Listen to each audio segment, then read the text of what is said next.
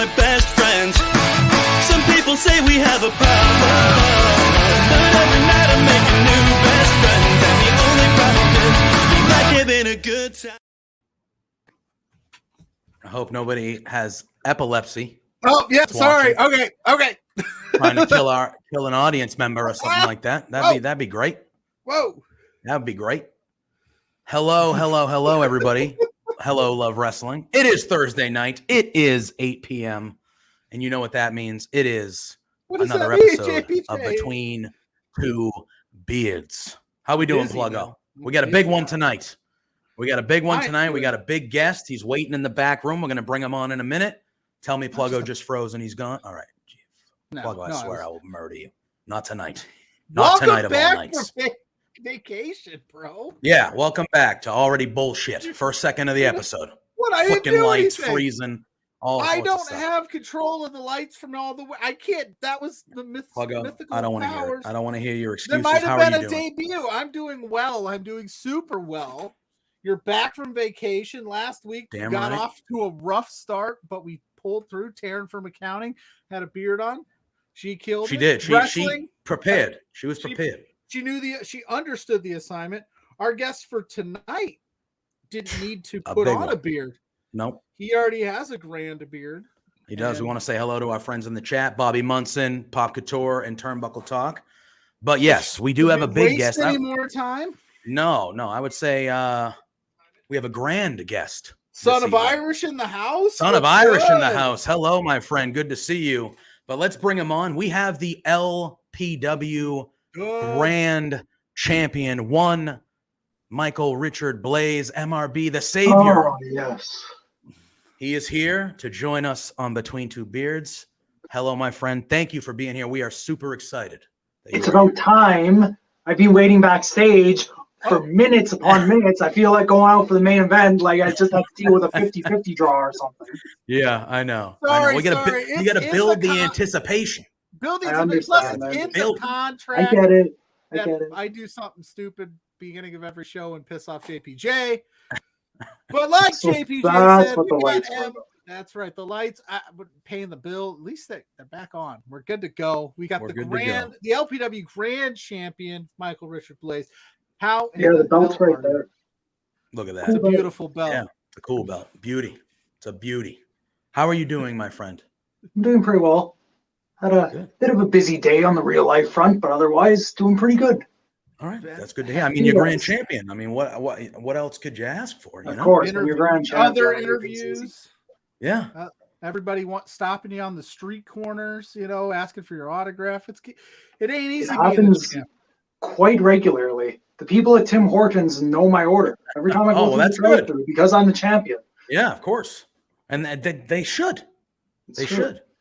And there you go. Pop Couture saying not just a good champion, not even a great champion, but a grand champion. Grand champion, bringing salvation to all of you, especially you two. Yeah, did Spencer have you come on to try to save us? Can you save us from blowing the budget on good guests like you every week? He did say that he had to save.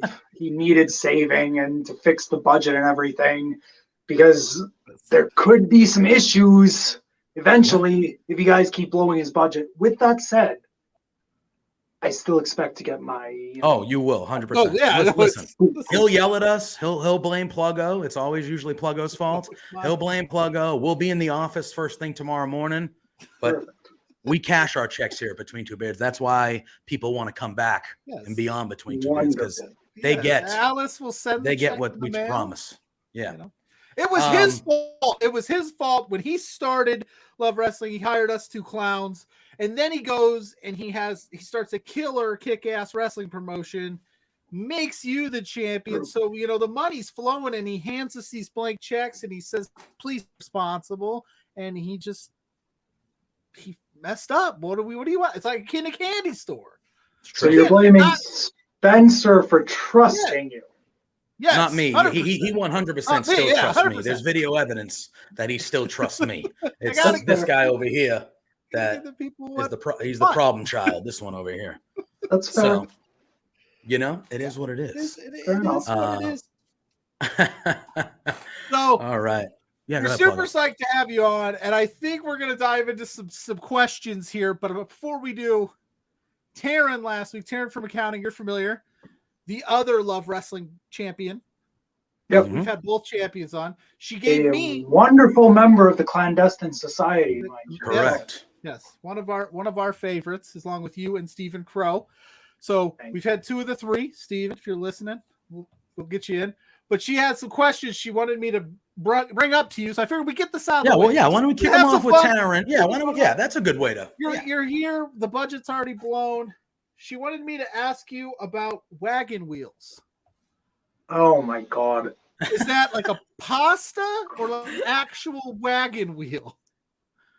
No, it's like this weird pastry dessert thing for children that's up really? here in like I don't Canada. even I'm know. sure you have them in the States too, and just like I gotta Google these. You're talking to an overweight gentleman. I should know if it's a pastry, I should know what the hell that thing is. So I gotta. my theory is that once you hit adulthood, once you are 13 or older, you don't eat wagon wheels anymore. You don't, they're not good. They're for kids.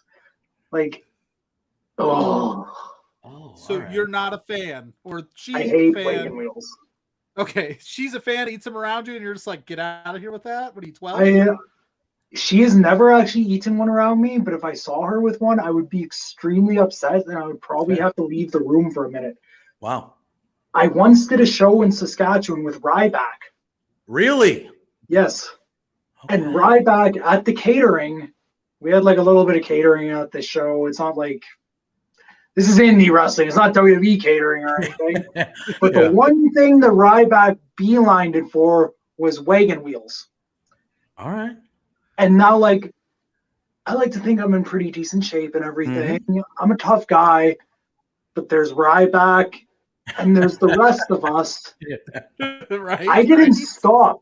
I did not even think for a second before I looked him dead in the face and went, wagon wheels? You're eating wagon wheels? What is wrong with you, you disgusting man? And then I left the room. Yeah. Well, Left you know, the room or ran from the room? a brisk walk. Like, Was it a brisk walk? I just feel like The I feel like a guy semantics like of the Ryback. speed don't really matter in this story. No, it's the fact it's that true. wagon wheels But made me. hey, It's a detail that You it gotta- doesn't matter. That detail doesn't change the story. You know. Thank you. I gotta hand it. Stepped up to Ryback. I mean, a lot of people flame him on the internet, but I have to imagine in person they're not saying said. They're probably just letting that go. In fairness, I don't know if I would say I stepped up to him so much as my pure disdain for wagon wheels just came out in full force. Sure. So we've got our producer in the background saying wagon wheels over in the States equals moon pies. So I know Okay. exactly what Okay. you're talking I know it. about. Okay. now. Got it. Got it. Yeah, those things are hot garbage. Thank you. 100%. I'm with you. Not a big And I'm moon pie guy. No. Not a big moon pie guy. I like devil dogs. there- I don't know if you guys have devil dogs up in Canada. I have no But- clue what that is. All right. Yeah, I don't know what that Devil is dogs either. are and I'm delicious. not. They're like chocolate. It's like a chocolate sponge, and there's just a layer of cream in the middle, but they're like hot dog size. Oh shit, we do have those. I don't remember what they're called, but those are Yeah. good. Yeah, I'll those give- I I'll those give I you like a those. lot. Yeah. Anyway, continue with Taryn's question. I'm Welcome sorry. to Between Two Beards, the premier. You can't talk wrestling about show where snacks we in front talk of me about like that. I'm going to snack go off on a cakes. tangent It's talking about awesome. snacks. It's awesome. I didn't just get this way overnight. This magnificent. Okay, well, I'm just gonna follow up piece that before I you go see. back down her list. So you're anti-moon pie. What is the go-to snack cake for an MRB? Oh yeah, how about this? Honestly, I'm a donut guy. Oh yes. Hell If we yeah. can count Love those, like donuts. yeah, I'm a donut guy. Especially like lately, me and my girlfriend will get like bougie donuts every Yeah. couple weeks. We'll Yeah. do like donuts where we have to put in like special delivery and all this Nice. shit for them, and it's delicious. Yeah. We got some I live in Massachusetts. We got some I see JP some Jarrett's damn put his good hair donut back shops into around it. here that like make those, you go there and there's like all different frostings and Yep. toppings and it's like, oh my God. And these things So are good. gigantic. That's incredible. We could talk donuts. We could talk But- food this whole time. But if we're we wanted to. just gonna go straight down our. We're gonna move another food category. Taryn said to ask him about his love of chicken wings. Oh, Yeah. Chicken wings are like the best food in the entire world. It's fair. I've often said that I could live off chicken wings, just chicken wings, for the rest of my life, no problem. Okay. And I think like Flats it's or also the drums? perfect food, even like nutritionally, when you think about it, because there's protein, there's healthy fats in it. Mm-hmm. And if you only get like salt and pepper, there's no carbs. So like if you're cutting or you're trying to diet, that's good. Yeah. And if you eat some carbs, just lather that shit in barbecue sauce, honey garlic. So we have yeah. Dustin Perfect asking. food. We have Dustin asking thoughts on boneless chicken wings with a laughing, crying face. Those are chicken fingers to me. Those are the boneless Yeah, chicken like- wing is a chicken finger. Just order chicken fingers. I'll eat a boneless chicken wing if it's all that's available, but like You got I to go asked bone for in. chicken wings, not chicken nuggets. Yeah, You know? bone in is the only way to go. Well, Yeah. Pluggo asked, do you prefer drum or flats? Which one do you prefer? Drums, Or you flats? I'm a doesn't drum matter. guy. I'm I'm a a drum drum guy too. guy. I'm a Yeah. drum guy too. That is same for me. So basically, also- what I've heard today is if you want to look like MRB, donuts and chicken wings. That's the diet. I wouldn't go that far. If you want to look I like only- me and Sunday Pluggo, cheat day if you want to look stuff, like me and but- Pluggo, donuts and chicken wings. That's the diet. Me and Pluggo, donuts and chicken wings. Sure. If you want to look like MRB, it's probably chicken wings and a lot of the gym. I would One other assume. thing though is with the chicken wings, you have to eat all the meat.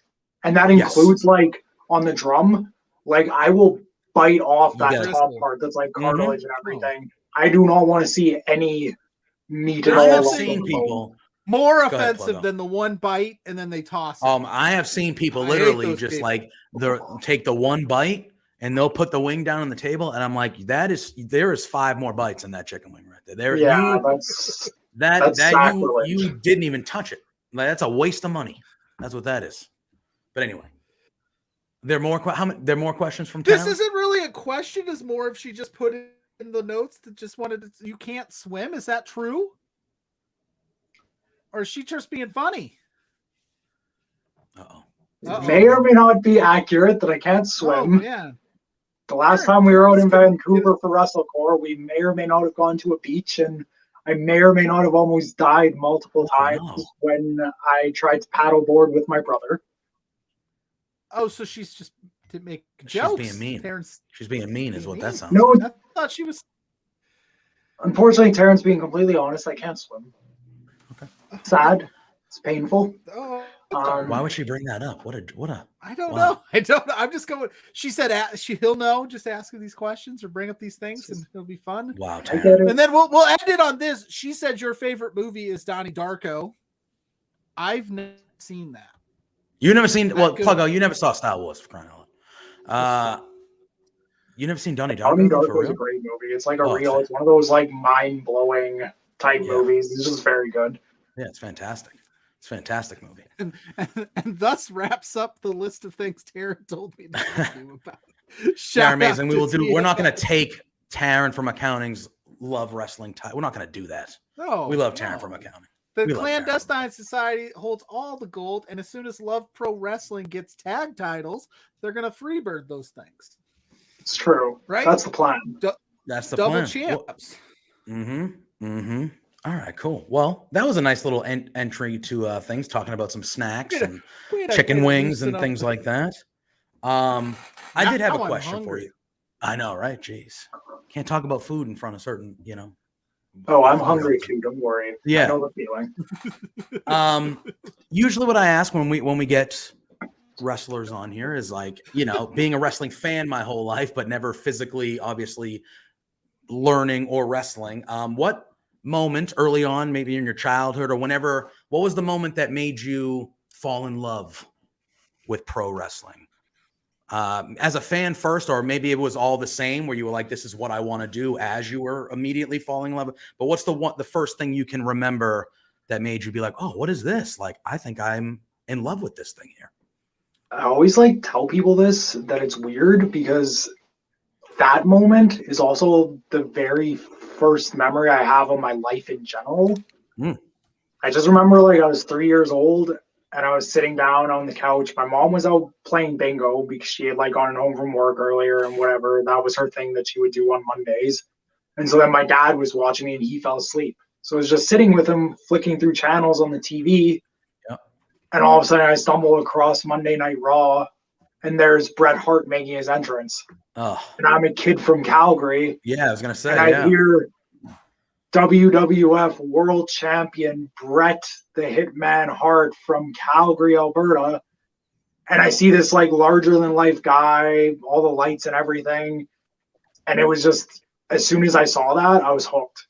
I couldn't, allegedly, I don't remember this part of it, but allegedly the next day I told my mom I was going to be a pro wrestler. Nice. So I was like in love with it and hooked from the very beginning. They got me fast. They got me fast. That's how I was. Bret Yeah, Hart go ahead. No, will go do that to you. I was gonna say, like you the first thing you saw is one of the greatest to ever do it, and arguably probably above the 49th parallel, the greatest to do it. So yeah. I mean, and I think no better way to start. Oh, look at that. We got a friend. Heyo. TFA and Stephen Crow finally figured out how to log into chat. Well, we are happy that you guys are here. Yeah, I was going to say, especially like you said, like you're from Calgary, Alberta, Canada. You're a little kid. You see this larger than life figure, and you know, the pink and the black, he just looked always like the best. And then you hear from Calgary, Alberta, and you must have been like, holy shit, this guy's from where I live. Yeah. It was just like almost like perfect symmetry. You know what I mean? It was weird because as soon as I found that out, and then like as I get a little bit older, I come to find out that like my grandpa was a huge wrestling fan and went to Stampede Wrestling all the time. My mom went to Stampede Wrestling when she was a teenager. Like they were obsessed with wrestling just like I was. So it actually became just like a family bonding thing out of that too. That's incredible. And then, you know, you fast forward a little bit and you were trained by TJ Wilson, who is a member of the prestigious Hart family, trained in the dungeon, all this stuff. And I can imagine, I don't know, I don't want to assume, so I'll ask you, but like once you fell in love with this as a youngster and you were a fan, I was the type of person back when video stores were a thing. My parents would, you know, on a Friday night, they would go and rent the movie that they were going to watch for the weekend. And they would let me rent a video game and they would let me rent an old wrestling tape because they would have the old VHS WWF. And I watched it all, 88, 89, 90, all this stuff to watch as much wrestling as I could. Were you similar like that? Like, did you just become enthralled with it and try to watch as much older, whatever stuff that you could? I think from the time I was like probably about 6 years old up until I was like 12 or 13, I didn't really watch anything outside of wrestling and Pokemon and Power Rangers. I love the It was pretty much like those were my three obsessions. And wrestling was definitely at the top of the list. I remember this is the weirdest grouping of tapes of all time. But I had a 1994 Royal Rumble tape. Hey. This weird best of Rick Martel as the AWA World Champion tape. And a Starrcade 1988 tape that I got from Blockbuster, all three of them. And I just never returned them. And I remember completely wrecking the tapes over the years because I've watched them over and over again. Your parents were probably like, these tapes are now $200 a piece. Pretty much. Like I think that's why we never returned them. Yeah. Because like the late fees just got so racked up. And like honestly, if we probably did keep them, they probably would have been worth like quite a lot of money now. But I wrecked them. And then like another cool thing was old, I remember the $2 if you don't rewind fee. It's true. And then like another cool thing that I got lucky about was like I said, my grandpa was really big into wrestling. So then around like 8 years old, we used to go, me and my brother, Stephen Crow, we used to go to my grandparents' house after school so they could watch us before my mom was off work.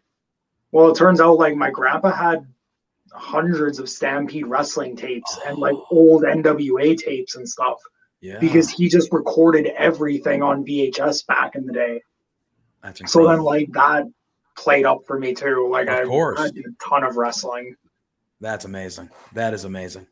If you accidentally tape over something, I had I was always too scared. The old school way to do it. I that like we talk about it now like it's just everything is readily available, and I talk about like this is like the perfect era for professional wrestling because anything you want you just type it in Google and it's right there. Back in the day, man, wrestling fans, you had to really work to get some of that, obscure stuff, man. So I respect that. Whew. Yeah, I mean, Bro, it is. I remember like me and my one friend Grizz going in like, and at the time I was 16, I think at the time, but I didn't have a job outside of wrestling, so it wasn't like I had a lot of money. So like I remember saving up a bunch of money so me and Grizz could go in together and pay like $300 to get this. I think it was a 72 disc Kurt Angle compilation that had all of his stuff, and then it came with a couple like All Japan compilation tapes too, which was like nice to have. Like that was when I first saw like Kawada and Misawa and all those classic matches. Yeah. But I just remember like how much of a rigmarole it was to get the money together and like get it shipped, and this guy's making us DVDs and just oof. Yeah, you look at it now, right? Where like Pluggo said, we can just open our phone and be like, MRB versus whoever, and it's somewhere. You'll see it somewhere. You know what I mean? And it's just like it's just I crazy. I literally went on YouTube and typed in Misawa versus Kawada 1994 the other day and watched that match when that was one of the ones that took like 2 months to come in a DVD to me before. It's just wild. It's just wild how technology and just how you can find anything now, and it's just, don't get me wrong, as somebody, them kids these days don't know how. I know, huh? Jeez, what the hell? But obviously, I'm assuming growing up as a huge Bret Hart family, Stampede Wrestling fan, what was that like when you start training and you're starting to get into the business to have somebody like TJ Wilson, who is so connected with this family that is they're heroes in Canada, and what was it like to train with someone like that? I can imagine the knowledge and just how much you learned from someone like TJ Wilson. So like the way I always put it when I do these things, or like if anybody ever asks me about it, is straight up like, it's not just wrestling. I'm not like the person that I am today if it wasn't for TJ. Because just like TJ took me under his wing straight up and mentored me in everything. And I was a very, very self-conscious, low self-esteem kid when I first started wrestling. And TJ brought like this confidence out of me that I honestly didn't know was there. And he instilled all of this, like, hey, as long as you have the drive to do this, as long as you have the passion to do this, I did it, like TJ did it. He would say like Brett did it, Owen did it. It wasn't easy for any of them either, but as long as you have like this passion and drive, you can do it. And he would just have me do stuff over and over again and encourage me to do it until eventually I was like, this guy really believes in me. And like, as long as this guy really believes in me, like I can believe in myself. And then just, like all the knowledge he has too.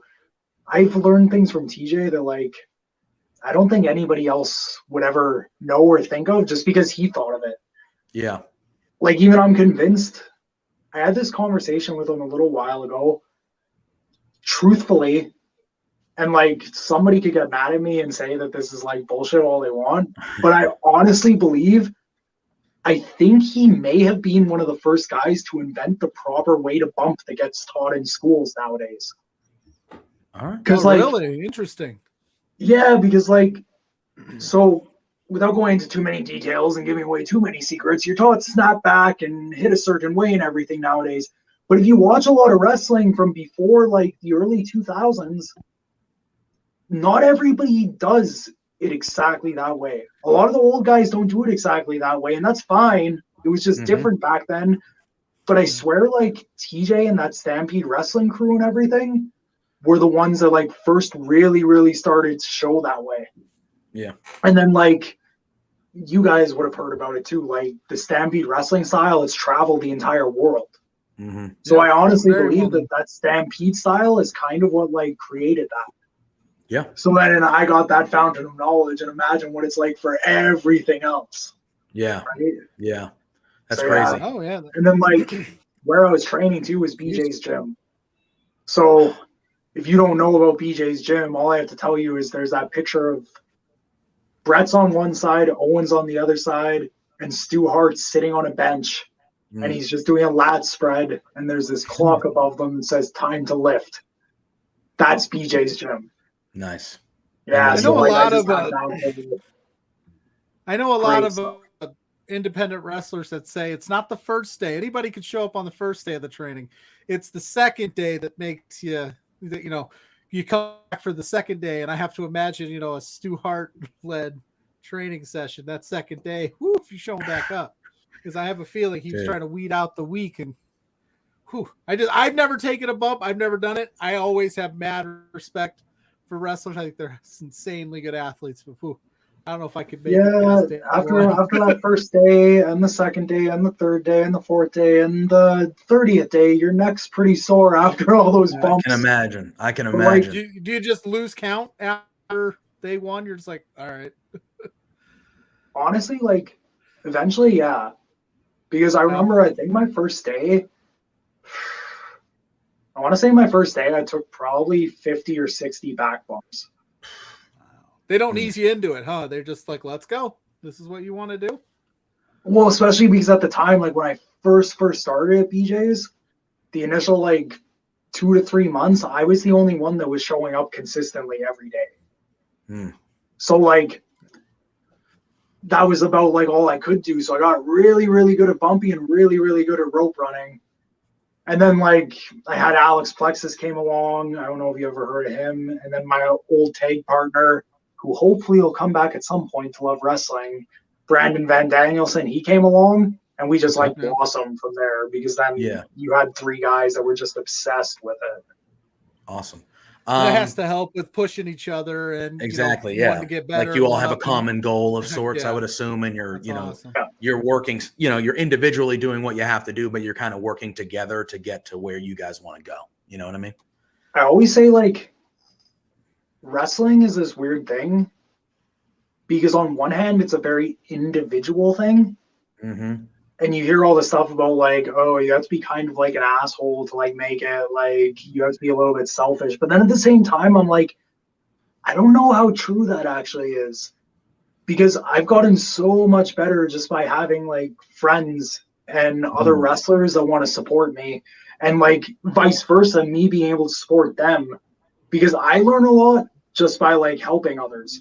Yeah. And I think they learn a lot by helping me. And it's so much easier, and like it's just more fun. Yeah. If you've got like a support system and like this group of people that are always trying to help each other and like pay it forward to the next generation and everything like that. Like I posted this tweet yesterday about TJ and Natty, and how like they have no reason at all to work as hard as they do or to pay forward as much as they do. But they do, because it's just the way they are. And they support so many people, and then people support them in turn.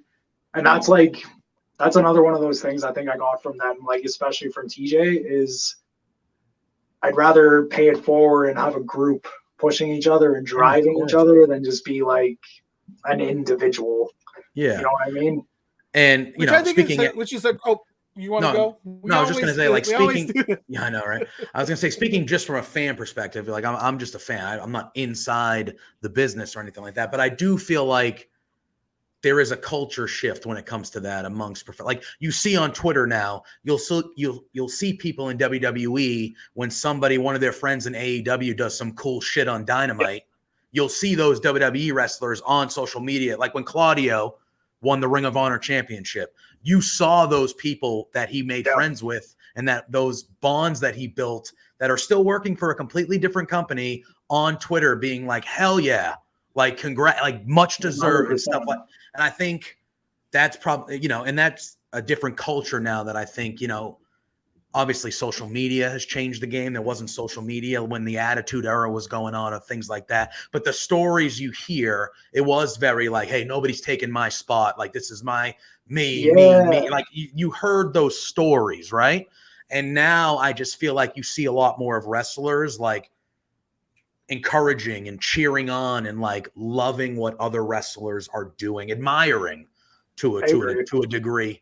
And I think that that's something in the wrestling world that is changing from a talent perspective. Like, no, yes, obviously you want to be on top of the card. That's the goal, right? You want to be the grand champion. You want to be that person, but like, you don't necessarily have to do that at the detriment of other people. You can just work your ass off and hopefully get there. Right. And I think wrestlers now are a lot more, at least, you know, social media, like I said, has changed it, but I feel like the culture is good where people are actually rooting each other on instead of trying to do something shady to get their spot, per se. Yeah, I 100% agree. I think the fact that like WWE was the only thing in town for so long, kind of what like changed the culture a little bit, because I think people started realizing like, oh, like if we're on this lower level, like, not say that because like some of the shows are so great, like the stuff we're doing with Love Wrestling. Oh my God, it's incredible. And we're going to talk about Love Wrestling. Yeah, I'm aware, I'm completely aware I'm biased when I say this, but I do think a lot of those matches you could put up against any other matches in the world. And you'd be like, yeah, this could main event a show. And even the production value for what is technically a smaller independent wrestling company, it's got great production value, great video. Like, I think I say that weekly. And I'm not just tooting the boss's horn. Like, I watch a lot of independent wrestling, and even some of the quote unquote bigger ones have some rough production, which I think is a perfect segue. We're talking Love Wrestling, and I was going to say, you know, the whole, you know, community aspect of it. Spencer has really made an effort to like make Love Wrestling feel almost like a family atmosphere and an environment. And I'm sure not everything is always, you know, hugs and handshakes, and there might be some disagreements, but everybody we've had on this show and others has just raved about the backstage there and how it's everybody's trying to make everybody better. Everybody's pushing each other. And like, so getting involved in that, it's a new, smaller indie. You've been around for a long time. You've done a lot of things. You've seen a lot of places. What was it about Love Wrestling specifically that like stood out to you and you go, you know what, this is where I want to be for a long time? Honestly, like, it's pretty much everything you just said. Is I know a lot of the people that are there, and I've known Spencer for a really long time.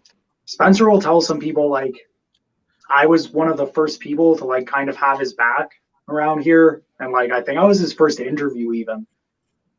And it's just because like, so this comes back to a TJ thing, and like building people up and paying it forward. I remember Spencer asking me to do his interview at one point, and I think a few people had even turned him down, and I was all like, why? Like, even if it only gets 5 views or whatever, like, if it helps this guy out, or like if it's cool to do, like, he's a nice guy, like, why not just do it? And like, maybe I help him out, maybe I don't, but I just have a fun conversation with this dude. And then we had a good conversation, and then he started to like interview some of my friends, and then so on and so forth. And just that culture's always been there. Even before Love Pro Wrestling was a thing, that culture of like, it's funny because I use this term for like the clandestine society. And I think it's a very generic thing that people say, but I honestly think like the culture of it being a family has like always been around there. And I knew that that was going to happen with Love Wrestling. I knew that that's how it was going to be. And at the point of where I am, especially around here, and the way some people look at me or whatever, I feel like it's also a trickle-down effect. And so if me and a few others can be like up here showing that kind of like attitude, I guess is the best way to put it, that kind of culture, and then Spencer's like up here as the boss showing that kind of attitude and culture, that's just going to trickle down. And everybody's going to be like that. And I'd rather be part of like I was saying, I'd rather be part of a family that's supporting each other than be part of like a cutthroat, oh, we got to get this done now type thing. You know what I mean? Oh yeah. And I think, which is, if I may, I may take. No, you go. You go. Because I was going to say, to your point, like the smaller indie thing, and you know, Spencer, like when he started Love Pro Wrestling, he was like, I got MRE, like, and I'm not blowing smoke. I'll pull the curtain back a little bit. He was so excited about it. I remember we've always been on board with Love Pro Wrestling, and we said we want to do the Love Pro Wrestling 1 preview show. And he like immediately, when he got your your promo that you did to get for the Randy Myers match. He sent it over to us, and I was blown away. And he's like, guys, this is going to be huge. That's what I mean. It worked for us. Small guy. We didn't know any of these people up here. Every week we seem to have a new Love Pro Wrestling person on. We're getting to know new people, growing as a family, growing this thing bigger. And like you said, it's like Spencer is nothing but cool to us. He's cool to you guys. And it's opened our eyes to an entire new subset of wrestlers. And I know for a fact, like, we've been wanting to have you on forever because I was like, that guy cuts, and I'm not just blowing smoke because you're our guest, cuts one of the best promos I've ever seen. Oh, like, well, I appreciate it you're very much. Thank you. You're few people that can, like, you make me believe that, like, this is real, like, this is real deal. Everything you're saying comes up. Where does that kind of come from? Where does that inspiration for, like, where do you go as like a guy that's really good at promos to like study promo work? So for me, honestly, this is a weird one, but a lot of it was watching Arn Anderson of all people. Really? There you go. Yeah, and I think like a lot of people have started to like appreciate Arn a little more over the years. But I've never been like a Ric Flair, like screaming, like wheeling, dealing, like, or Hulk Hogan type promo guy. And that's never like spoken to me either. But like your Arn Andersons, or also like your Bret Harts, like is another big one. Like more of the the more like real emotion. Yeah, like Jake the Snake. Were you a Jake the Snake? Yeah, Jake's a great one too. Yeah. That like real emotion that you feel, and like every so often you can have fun, and like real emotion of just having fun will come out, and you will get like kind of that like Ric Flair, Hulk Hogan attitude. Bret Hart's El Dandy promo is a great example of that.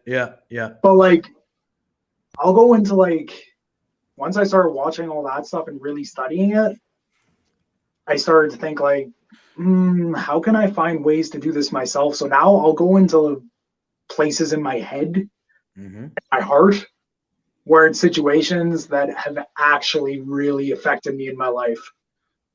And then I'll be thinking of those while I'm just saying these words.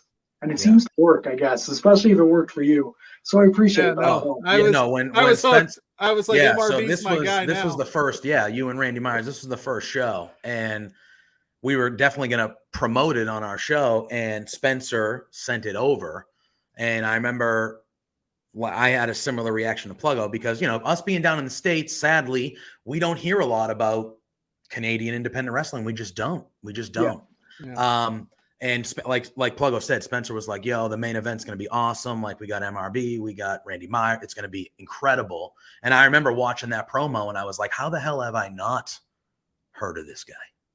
You know what I mean? Like, and that's, again, I'm with Pluggo. Like, I'm not just blowing smoke because you're here, but like, I remember seeing that and just the realness and just the care that you put into that promo and that character and the way you were eloquent.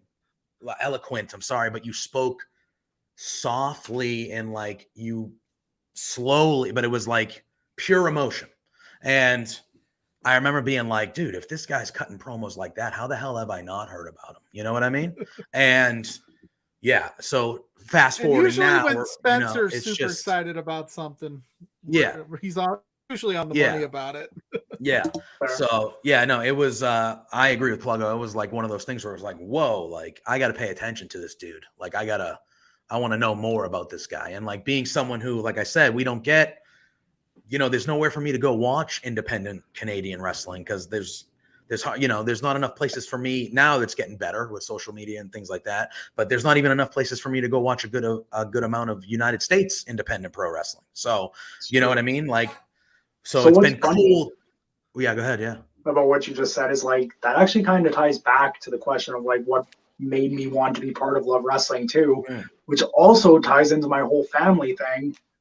Another thing Spencer's being like really good at, and that I've always believed could happen here, but like needed somebody like him to like really take the ball and run with it on that, is, to your point, Canada, and especially like Western Canada, has always been kind of a black hole for wrestling because this stuff has been happening for so long, but it didn't really get seen until recently because Spencer has been really pumping it with like Love Pro Wrestling. Mm-hmm. And then like there's other companies too, like out in BC, we've got WrestleCore and like Nation Extreme Wrestling. I'm sure you've seen them because Spencer Yes. retweets their stuff too, which all goes back to like the one promoter for WrestleCore, actually, Cobra Kai. He has a great saying that's like, he doesn't want a bigger piece of the pie. He wants a bigger pie because then his piece is bigger for everybody, which is like, goes to my point too about the family thing, is like, you guys wouldn't know about us if Spencer didn't create a family with you guys too.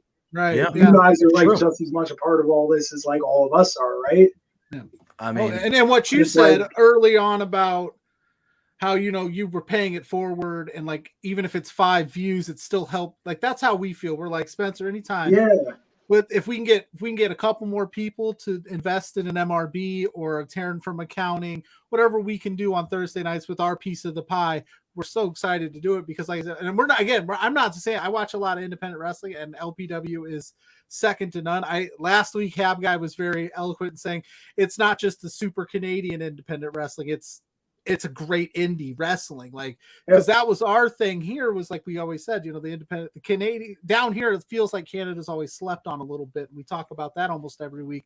But there's so much good up there, and I'm glad that we have an opportunity to kind of help spread some light, and Spencer's given us this vehicle and giving you guys that vehicle to just shine, and you guys are killing it. Oh my goodness. And it's, you know, to think that, you know, we're coming on event 7. Event 7. It's LPW 7 that is coming up at the end of the month. So it's still in its infancy. You know what I mean? And we got the mention in PWI magazine. It's becoming a top, not just Canadian, and obviously a top Canadian independent promotion, but like Pluggo said, it's on its way to becoming a top independent promotion. And it's still just so early on. It's just, it's truly amazing to see all the stuff, and like just the positivity, not only from the people that have something to do with it, whether it's the talent, the office, even Pluggo and I promoting it on the shows here, but like the wrestling world, the positivity of the buzz around LPW. Every show, I'm like, every show, more and more excited. Because Spencer likes to just give us little bits and pieces here. He doesn't ever give us the full thing.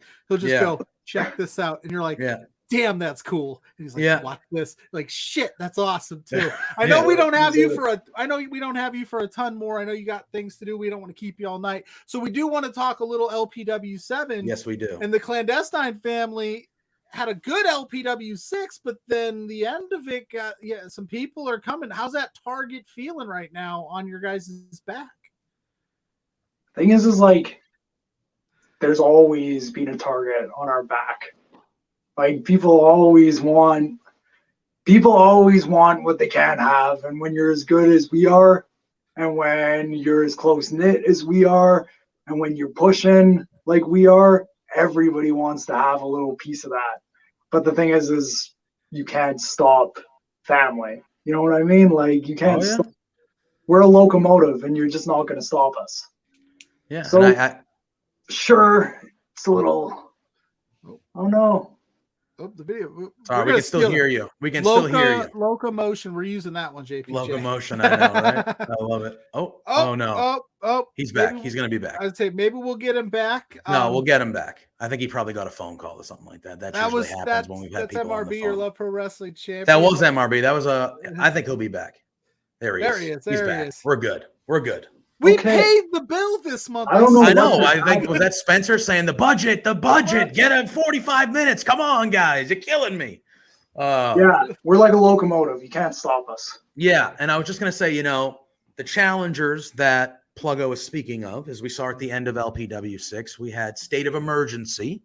You had mentioned Nation Extreme Wrestling. They are their tag team champions there. They made their debut with a little vignette, and they called you and Stephen Crow, the Clandestine Society. Sorry, he's not going to put it. I think that was, is that Taryn that's saying? I know they're together. I think that was a Taryn comment. Alex, you're fine. Don't even think about coming on here. Yeah, you come on the screen. MRB put you in your place.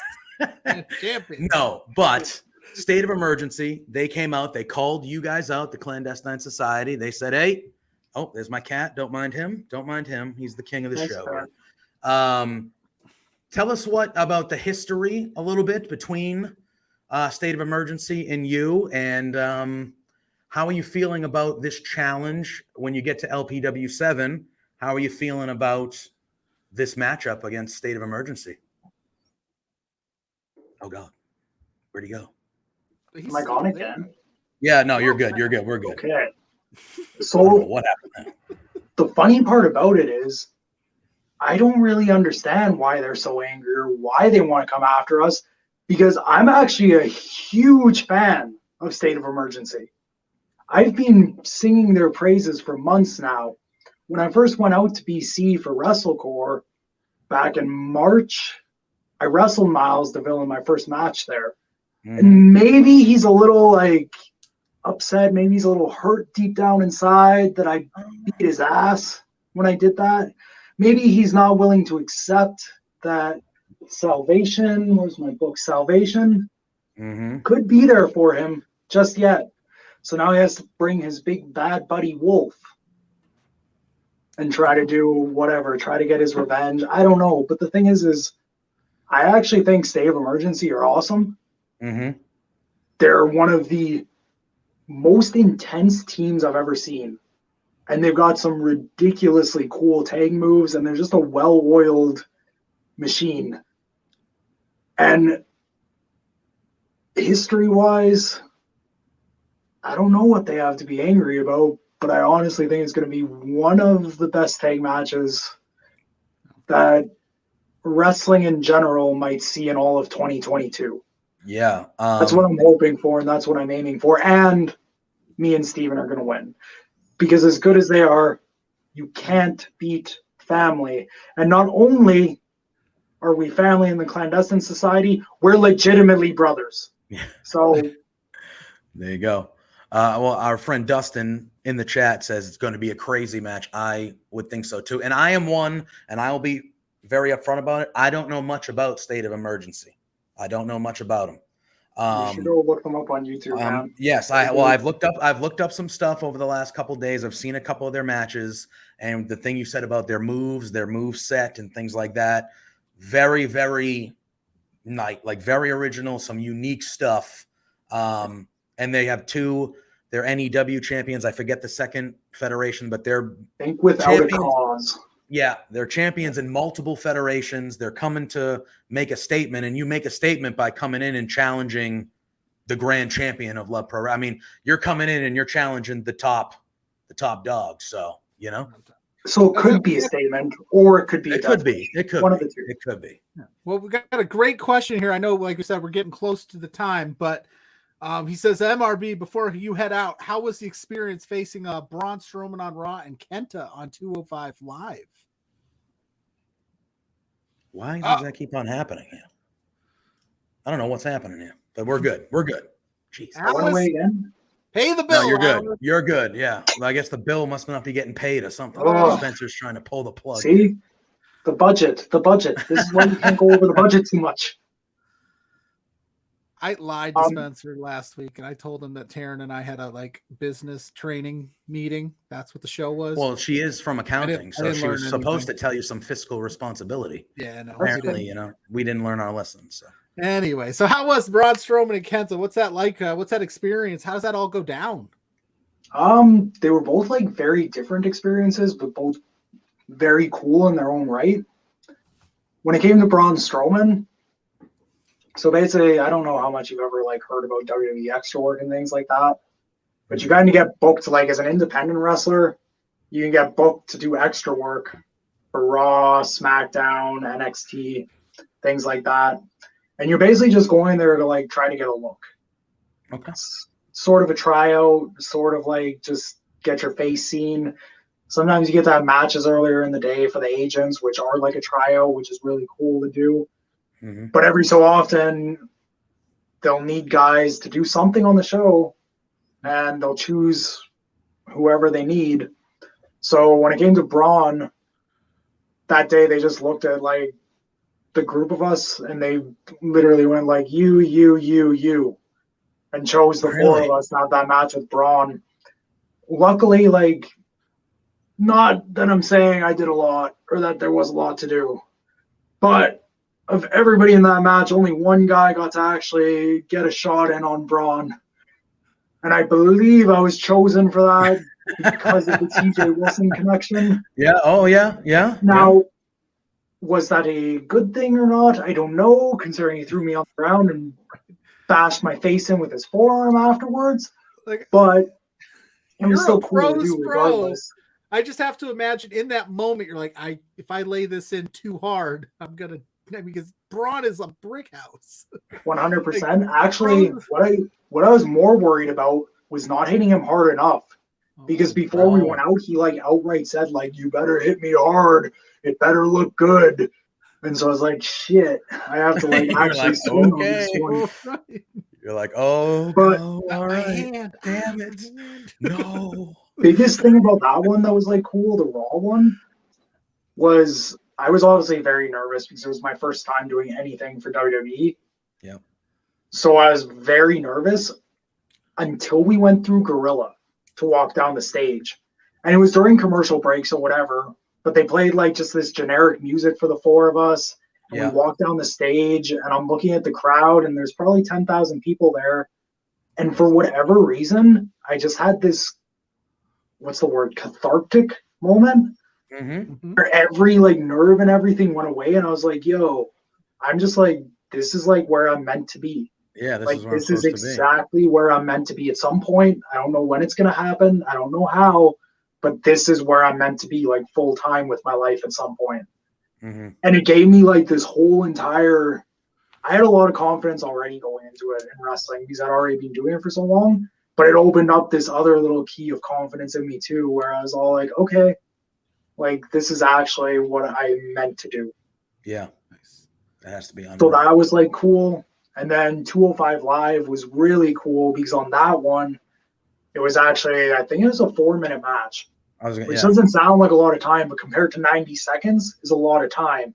Oh, yeah. And so on that one, it was actually like, oh, Hideo's letting me do some offense. Like I'm actually getting in, like, you still see me do it on Love Wrestling shows every month. I hit like this kick combo almost every match I'm in.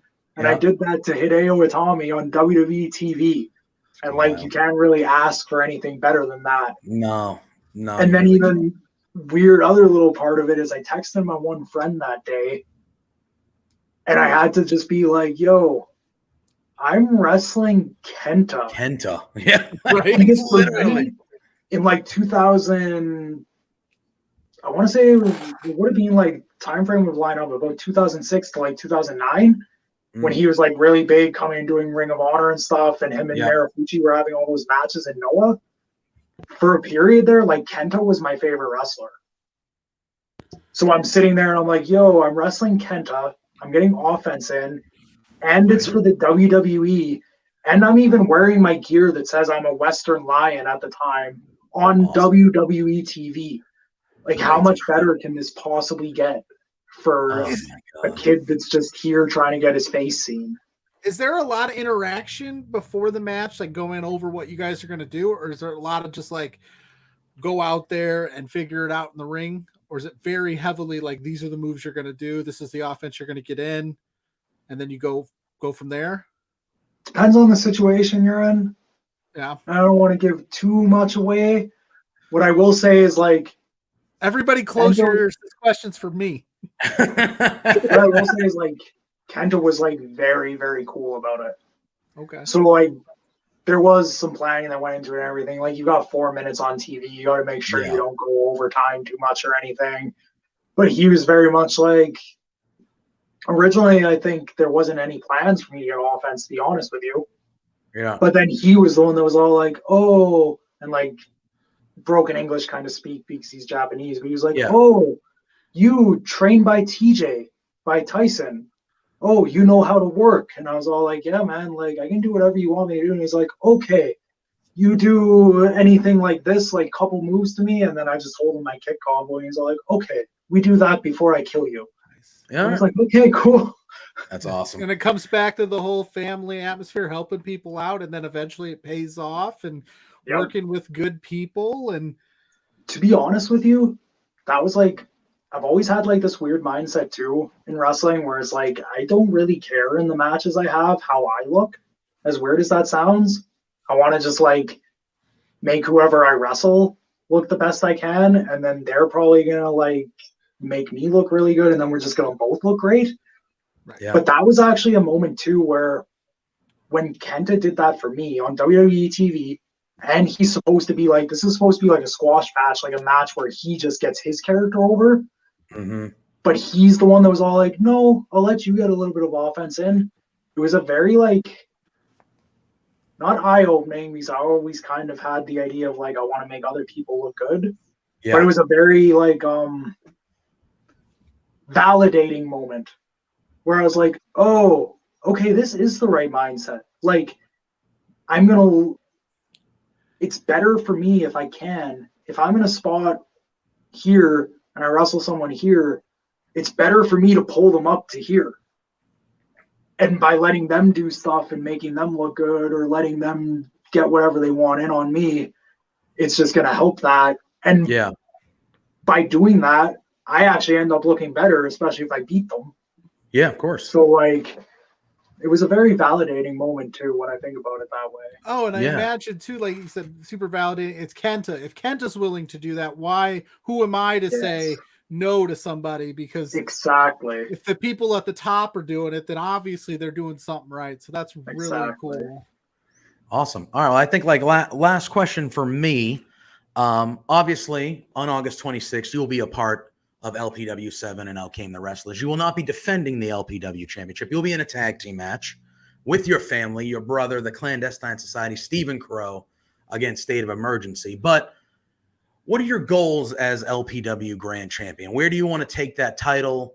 Kind of what do you see the future of you as LPW Grand Champion as we look? No, I would never look past a match, but as we look into maybe your future defenses down the line, like just what are your personal goals about being LPW Grand Champion? So the funny part about LPW and what's not only funny, but like a little bit scary for me is I would have said originally my goal was to hold the title for as long as I had to for somebody else on the roster to be ready to carry that spot. Mm-hmm. But what's scary is I think there's so many people on the roster that are already ready. Yeah. There's like from top to bottom, I'm not worried about what that main event scene and what that title picture is going to be like when I'm out of it. Because there's a lot of guys and girls and just wrestlers in general. Sometimes I hate using the gender terms because we're all just wrestlers. Yep. That could seamlessly fit into that spot, and I could be second match on the card tomorrow and the show wouldn't change because they're just as good. So my future and my goals at this stage are to just fight and scratch and claw to hold that title for as long as I possibly can, because I want to be the guy that's bringing LPW to the forefront. I want to be the guy that's leading the pack. I want to be the guy that's standing there with the title in my hand while my family's beside me and everybody else behind me that deserves it is there too. But when we first get that big all over the place, I want to be the guy that's doing that. So that's my goal in the immediate future. I'm going to fight and I'm going to claw. And there's so many of you, if any of you are listening, there's so many of you. I know you're coming for me and I know you can beat me. That's the scary part. I know you can beat me and you guys can do it. But I'm not going down without a hell of a fight because this is my salvation. I love it. The flagship champion on the flagship show telling the whole roster to be on notice. I got one more question before we get you out of here. I know we're a little over time, but I feel like this is the perfect way to end it before we let you plug your stuff to get you out of here. So to that point, if Spencer said, MRB, you can be that guy. You can hold that title for the next 10 years, but all I need you to do is eat one box of Wagon Wheels. I'm out. Oh, he's wow. out. said he's out. You heard it. Oh, here yeah, first. there we go. Take the belt. Take the belt. Throw it out. He's done. That's some serious disdain. That's some serious disdain for I that hate snack. Wagon Wheels. You don't get it. I think we do. Why do I we think get we it do. now? I I'm think we all hugging this get it belt now. right now, but I chuck it in the trash if it was between this or Wagon Wheels. Oh man, I love it. Oh my! Ladies and gentlemen, oh, the Michael one, Richard the Blais, only. the LPW Grand Champion. Let them know where they can find you on social media. Obviously, at the end of the month on the 26th, part of the main event of LPW 7, and out came the wrestlers. Somebody about to pour some out like thumbtack. Oh man. No. Don't put that in anybody's heads. Yeah, don't get that idea. That's a whole different Wagon ballgame. Wheels on a pole. But match. August 26th, Okay. LPW 7, and out came the wrestlers. Clandestine Society Oh, my against goodness. State of Emergency. Let the people know where they can find you on social medias, and let the people know I what they can expect literally- when they tune in. Every social media, Twitter, Instagram, Facebook. You can find me at God's Gift MRB. So it's just GODSGIFT MRB. And you'll find me everywhere on every platform under that. And then just stick to my social medias and you'll see where I'm going to be. I've got WrestleCore, Nice. their Lucha Libre Spectacular 4 is coming up next Saturday and Sunday, I believe, August 13th and 14th. And then I'm going to be debuting for Nation Extreme Wrestling on August 20th at the Nat Bailey Stadium in Vancouver as well. And then just like you said, I'll be right here for Love Pro Wrestling number 7, where the Clandestine Society, we're going to put the state of emergency into their own state of emergency. Oh, Love it. Love it. all right. Gets Well, me you fired heard it up. here first. Thank you again, MRB. We appreciate you. MRB, You're guys. welcome. Thank you. Anytime, my friend. You open Doors door open. anytime you want. Hell Just yeah. let us know. Thank you for being Appreciate here. This was a lot of fun. Thank you. Thank you guys. Have All a right, good we'll one. see you too. We'll Peace. see you soon, my friend. All right, All right. folks, that was That Michael ruled. Richard Blais, That ruled. Love Pro Wrestling Grand Champion. That means we've had all of the Love Pro Wrestling Champions on this show because we are the flagship. If you are still in the comments, we're going to reset. We're going to play our Manscaped sponsor ad from our buddy, the Wordsmith, and then we're going to dive into what was a crazy week of pro wrestling. JPJ went to a lot of shit. He was there. I sat on my couch, but I had a hell of a time. Dustin, you were correct. That was a great MRB great rules. interview. That was Good time. awesome. So Alex, cue up our Manscaped ad. We're going to reset. We'll be right back talking some SummerSlam, some Raw, some GCW, whatever you guys want. Put it in the comments. We'll talk about it. Well, let me tell you something, everyone. If you go over to manscaped.com, right this moment in time, right now, you can save 20% off of your next purchase at manscaped.com.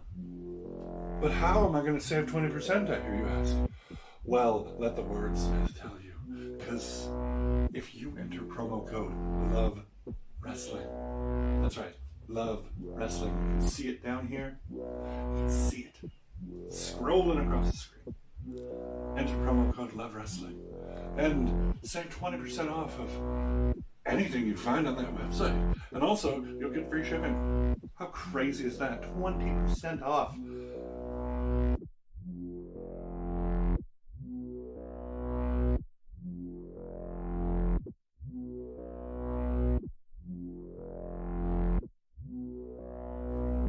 You can use it to buy the Lawnmower 4.0.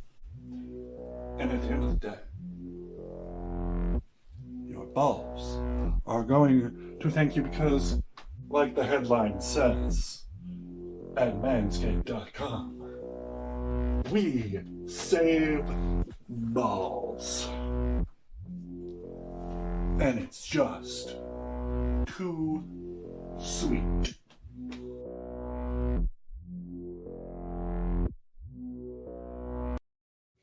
And we back. Oh, That's right. You go to manscaped.com. You type in that promo code Love Wrestling, as you can see ticking below us here. and you will get 20% off plus free shipping worldwide. That was such a fun interview. He was Dude, that was super great. insightful. That was a Like, great interview. I kept like Damn. sitting there just like Yeah. just listening and listening, and then it's like, oh shit, I gotta talk and ask questions. Like I just was very insightful. I can't wait to have him back. Carl, that should have been my bathroom break, but I was too busy sitting here, not moving. But anyway. No, I was watching my bestie, the wordsmith, talk about manscaped.com. But yeah, we basically we had to reset, kind of get our, you know, I had Taryn actually hit us up and said that was an awesome show. She enjoyed the interview. Thanks for the Wagon Wheel stuff. He was like, oh Jesus. But so we're here as we always do. Get your questions, your comments, your statements in the chat. We'll read them on air as long as they're, you know, respectful, which they always are. You guys always rule. But JPJ, you have told me one thing and one thing only outside of the MRB interview that you wanted to talk about this week. What did you want to talk about?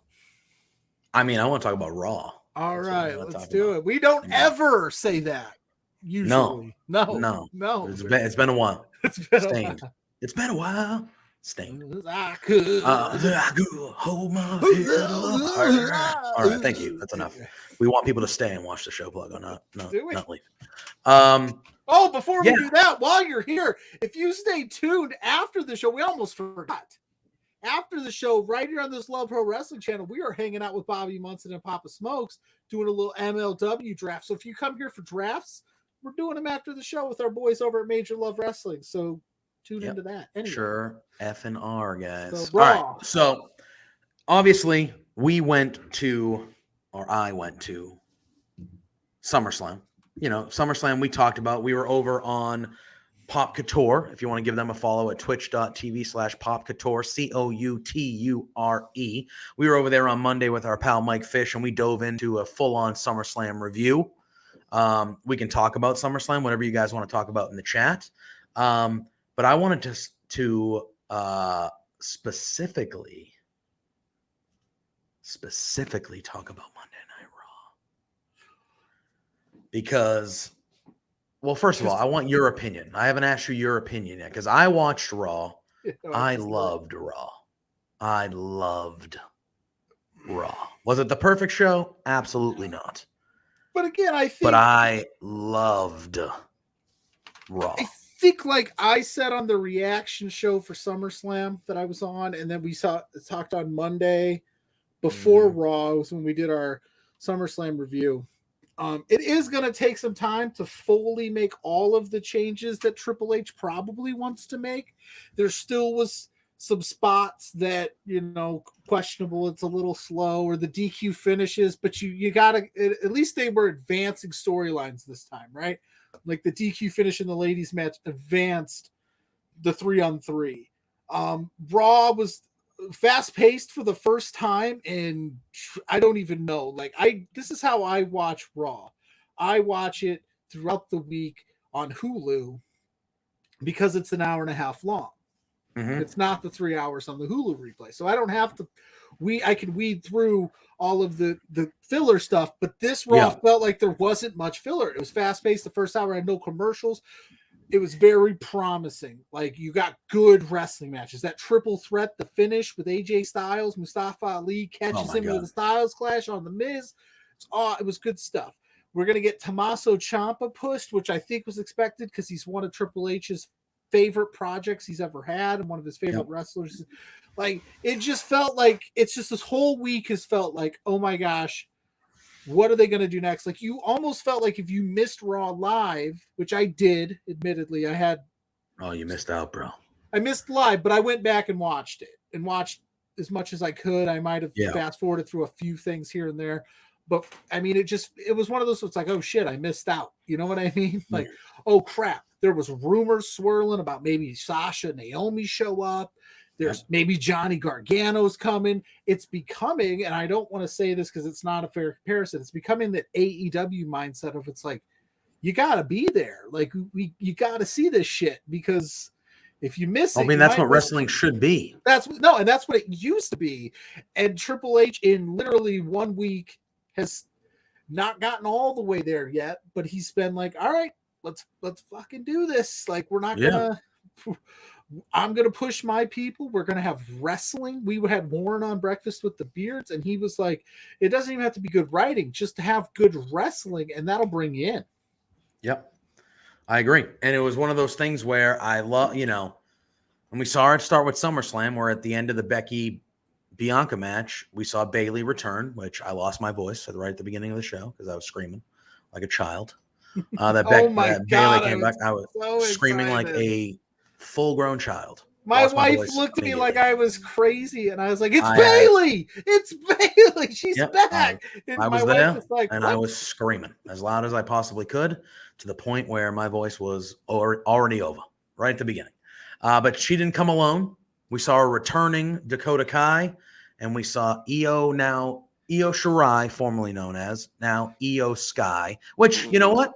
Yeah, I mean, it's not the worst thing. Like, I call her Io. I didn't even really say Shirai. She's Io. But it looks we've like seen worse. Io. It's like Yeah, Io, I know. We've seen worse. I'm not terribly worried about that. But we saw it there, and that felt like the most Triple H thing on SummerSlam. You know what I mean? Like, that was like, okay, this is Triple H, doing this. Well, yeah. Then you get to Raw, and the whole first 2 hours of the show, the ladies dominated the 2 hours of the show. You have the opening promo where Becky becomes, which was a great promo, where she basically becomes the man again. She references the man, loved it. Nothing. Becky Lynch is just such, and don't get me wrong, she killed the big time Becks. Like, I was skeptical, didn't think they should have turned her heel when she came back. I just thought it was the wrong play, but she made it gold because of how good she is, right? And she made it work. Yeah. But we want to root for Becky Lynch. We don't want to boo Becky Lynch. We want the man. That's what we want. She's a pro. Yep. She referenced it, and I loved Bianca coming out and acknowledging her and saying, "You are the man." I also love Becky when she was like, "Hold it down, B." She's like, "Hold it down, B. I'll be back soon." Like, that little subtle, it's just stuff like those little things that, like, I feel like don't happen enough. Yeah. And then you saw Bayley and crew take out Becky Lynch in the back. And then Bianca was chasing them off. Then we had a match between Asuka and Alexa Bliss. That was a good match. It was starting to heat up. And then you saw Bayley and the crew come out and attack them. They get chased off by Bianca. Bianca basically says, "I don't give a damn which one of you fight me, but I'm whooping one of your asses tonight. So you pick. I don't give a shit.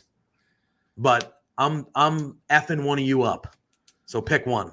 And it ended up being fucking Bianca Belair versus Io. What? Okay. Right.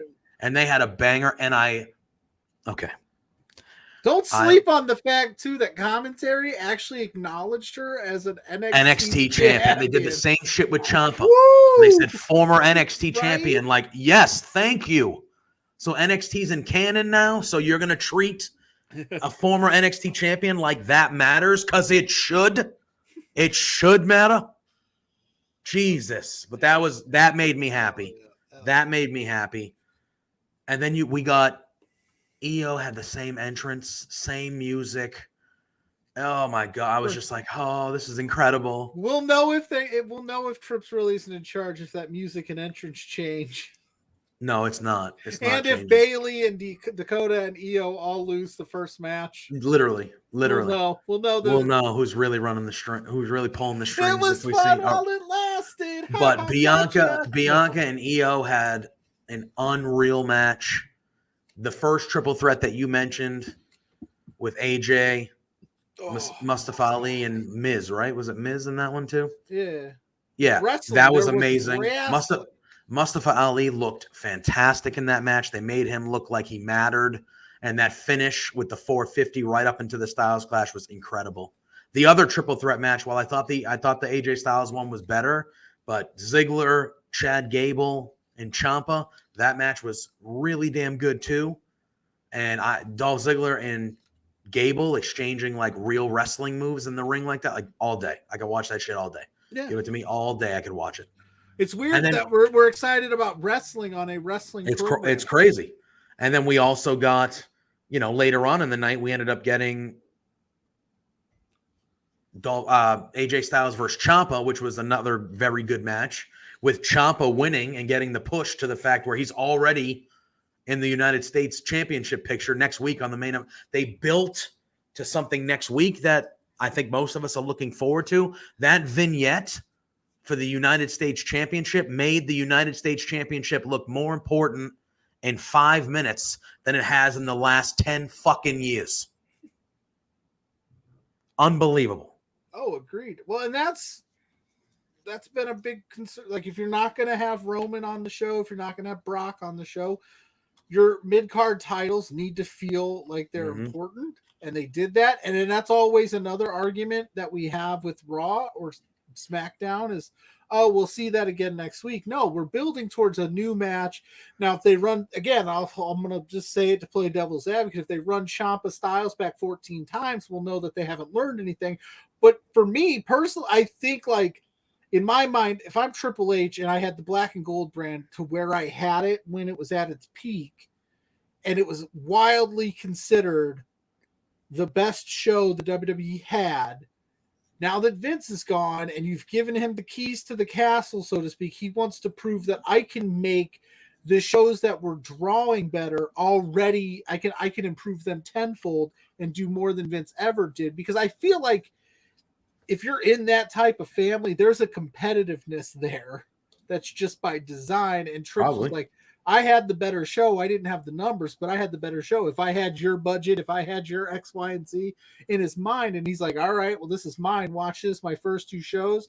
Like, I know that the Madison Square Garden show was his, but it was so quick that I don't think he could really change a lot. And like we talked about on the Pop Couture SummerSlam review, there was already matches booked that they really couldn't navigate out of so quick for SummerSlam. You kind of had to run that through. You kind of had to let out, because they shut the door on the matches that mattered, and then they left open the door on the ones that needed a little bit more time. But they were, like I said, the Becky Bianca thing, let's shut the door on that. Let's move on. Brock and Roman, it looks like we're going to move on. We're going to get some new stuff. So, like, I'm really, like, pumped up right now about the WWE product. Like, we're all fans. We love this business. We grew up with this shit. It's not that we want to sit here every week and shit on the product, but at the same time, we wanted it to be better. We want it to improve. We want to feel like this every week. We want to come on Thursday and go, dude, holy shit, we have to talk about SmackDown and Raw. We have to talk about SmackDown and Raw. Like, I want, like, yeah, and I mentioned it, on the J&J Power Hour with Josh, which was released earlier today. So go follow. Go give that a watch. But I mentioned it. I was like, and you just said it. Like, the reason why most of us are wrestling fans is because of WWE. That was the main show. That was the main, a lot of us, WCW and other things. I understand that. But like WWE, for a lot of people, a lot of wrestling fans, was the end all be all when it came to professional wrestling. And I, as a fan, it was the federation that I watched the most. I grew up watching WWE. Yes, I watched WCW when they were at their height and stuff like that, but I was a WWE guy. That's who I was. And it's not that I wanted to dislike WWE for the last 5, 6, 7 years. It's the product for me as a wrestling fan, not for everybody. There were still people that liked it. How? I have no fucking idea, but they did. It's subjective, but the product itself wasn't for me the last handful of years. I didn't like the rematches and the bullshit finishes and the distractions and the roll-ups and all this stuff. Like, there was just a general lack of care from a creative standpoint. We got our buddy Wordsmith saying, I wanted to dislike it way before it was cool. It was quality sports entertainment. Yeah, and I never wanted to dislike it. It just became something that I didn't like. And this past Monday, and a little bit on SummerSlam, but this past Monday, while not a perfect episode, I'm not sitting here saying it was the best Raw of all time, but it was the best Raw in a while. It was the best Raw in a while. Everything made sense. Even the false finishes, the 2 DQs, they at least progressed storylines. I'm not a huge fan of DQs, especially at the rate we were seeing them before, but they were happening for no fucking reason before. DQ These finishes two are DQs are a fine. part of wrestling. They're supposed to happen, but they're usually to further storyline. Like they're for reasons. Yeah, The DQs that we had been watching for the last decade didn't have reasons. They were just there because it was like, who gives a shit? Have a double count out. Have a DQ. Who gives a shit? And I know These people won't remember 2 weeks from now. Yes, we fucking will. Been watching this shit for 30 years. Won't like it, but the it wasn't a DQ finish, but the distraction with the the Garcia match from AEW when he pulled the foot, that furthered the story, and it was like, oh, Garcia got him, but there was that little thing, so we want to see it again. WWE, it's like you could watch Raw and have 6 matches on the card and 4 of them ended in no finish, and you're like, what the we'll fuck? just run it back next week. We'll run it back at the pay-per-view, and then we'll run it back the week after the pay-per-view. And it just got, but this did not feel that way. Yeah, the DQ finish, but that DQ finish, and I'll harp that it advanced the story. It's like, okay, now we've got Asuka, Alexa, Bianca, Dakota, Bailey, Io. They're going to face off. Maybe they get a 4th. Maybe they don't. It looks like there's some bad blood there. Man, like that's exciting. Now that's what you want to see. And you now, have fresh matchups from there. Yeah, fresh matchups from all of it. We saw Bianca and Io. You're telling me, and I thought it was very telling that during that brawl, which the crowd was hot as fuck for that brawl. Like they were like unglued. You know who never touched in that brawl? Io and Asuka. That was done on purpose because that is a match in Triple H's back pocket that is going to be insane when he lets them do that. He just on a whim decides on a Raw to have that match. Everybody's going to show up. Yeah, everyone's going to be like, holy shit. I know there's when they showed the graphic for Bianca and in Io Sky, our friend of the show, Ella J, went on Twitter and she literally put a picture of it and she was like, is this real? And I was like, yes, it's literally happening next. And she was like, that is incredible. And I'm like, yeah, it is. You're right. And I know that there's that section of we've been conditioned to like save it for the pay-per-view, save it for the pay-per-view.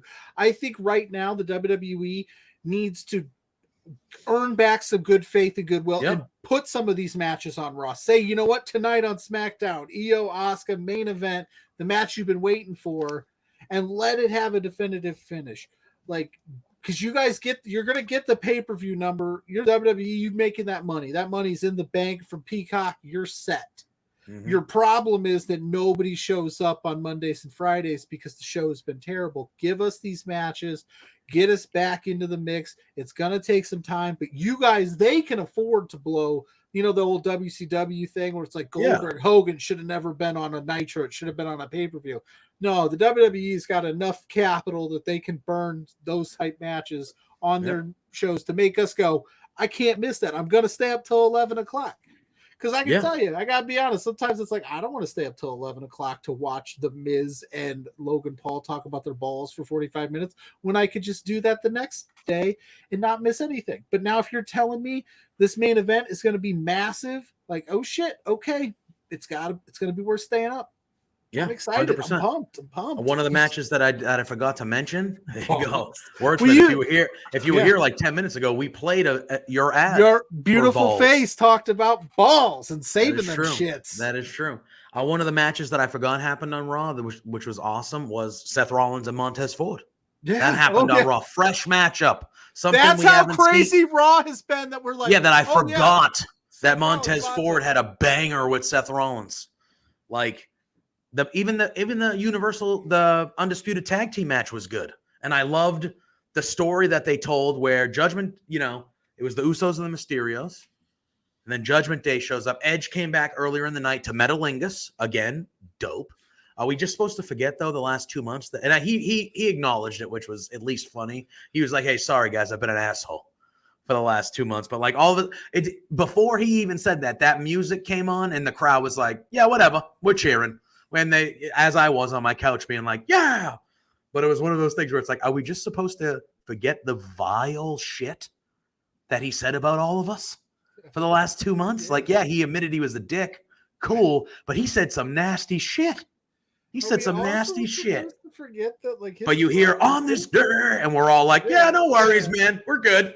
Yeah. Like, cool. We don't care that your run since your initial turn has been dog shit. Like, yeah, fine. whatever. On, you called us all fucking fat marks and things like Yeah, whatever. yeah, Cool, whatever. man. Metalingus? Well, Fucking dude. Yeah, let's go. I get it. You're trying to get in with the cool kids. Whatever, man. But Edge came back and he said that he's going to kill what he created, as in he's going to take out Judgment Day. All right. And then we had the Undisputed Tag Team Championship in the main event, which I thought was a good match. The Usos and the Mysterios. The Usos obviously won, but then Judgment Day came out and attacked, and Rhea Ripley destroyed Dominic, which is becoming one of my favorite things on the social medias, is just Rhea. Like, Rhea's leaning in so much too. Like, there's this notion that there's a lot of people that are simps from one Miss Rhea Ripley. And she knows that, and she leans in on it. And she had Dominic in the head scissors in the corner, which led to a fantastic picture on the social medias. And everyone was like, "Oh, poor Dom keeps on getting his ass kicked by Rhea Ripley." Blah blah blah. And then Rhea retweets it. And she just goes, "Dom out here living all your dreams." And I was looking at the picture. I'm like, "Yeah, why exactly were you feeling bad for Dominic Mysterio?" Like, I would, yeah, okay, whatever. But it's unbelievable. And again, that wasn't a perfect episode of Raw. It wasn't perfect, but compared to what we've seen, like, it made sense. Like, that should be the tent pole for what a normal episode of Raw should be. Just good matches. Going, okay, everything made sense. Stories were progressed.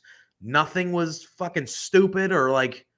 And that doesn't mean you can't have funny things. Me saying stupid and funny, those are two different things. Is the Kool-Aid man saying that he's the number one simp for Rhea there? Is that what? Maybe.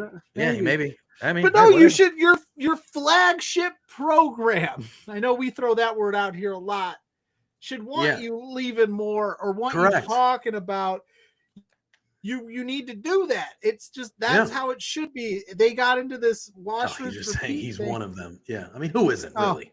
Who isn't? I mean, who isn't? Who isn't? I do. I will say this. I do love that they are giving her the opportunity to be physical in this, because 100%. That was the old school way. Would have been she kind of just stood there, maybe got a cheap shot in here and there. Yeah, no, they're letting her beat the shit out. They're letting her and she looks the part. She looks like she could. I am interested to see if they'll ever get there where they have like a Rhea challenges Dom thing, and maybe you get something. I know that. I think what we're gonna get. I think what we're gonna get is. You think they do a 3-on-3 match at the Castle where it's Judgment Day versus Edge, Ray, and Dom, and they just let Rhea be a part of of it? I think that's the way you should go. I want to see it. I feel like that's the way you should go, because I think that it would be special.